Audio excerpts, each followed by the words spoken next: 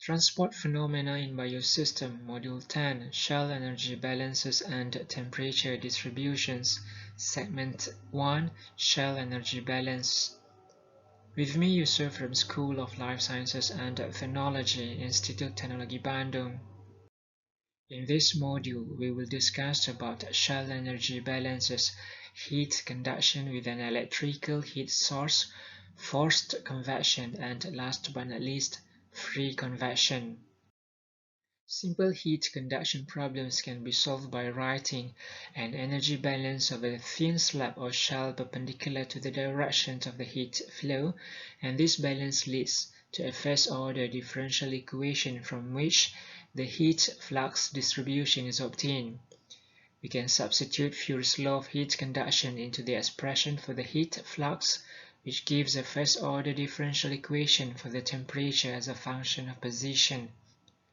The integration constants are then determined by use of boundary conditions for the temperature or heat flux at the bounding surfaces.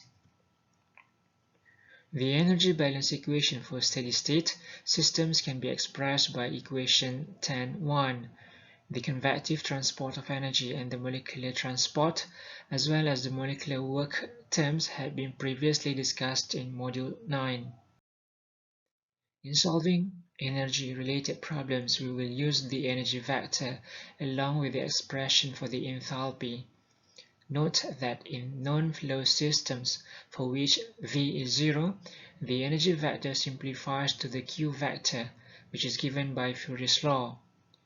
The energy production term in equation 10.1 includes the degradation of electrical energy into heat, the heat produced by slowing down of neutrons and nuclear fragments liberated in the fission process, the heat produced by viscous dissipation, and the heat produced in chemical reactions.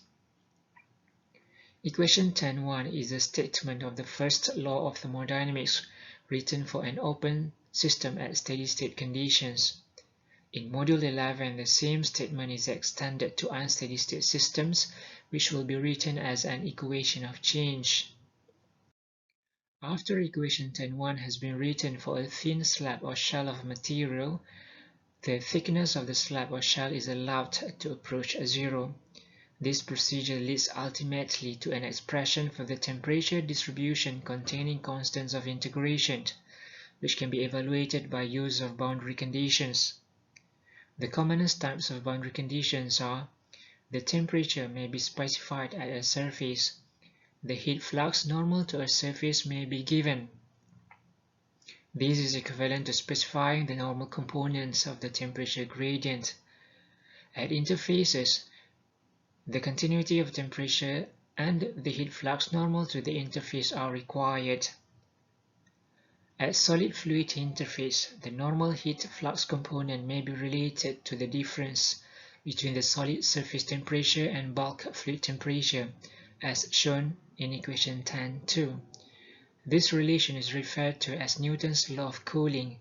It is not really a law, but rather the defining equation for H, which is called the heat transfer coefficient. For the next segment, we will discuss about heat conduction with an electrical heat source. Until then, I am Yusuf from Institut Teknologi Bandung.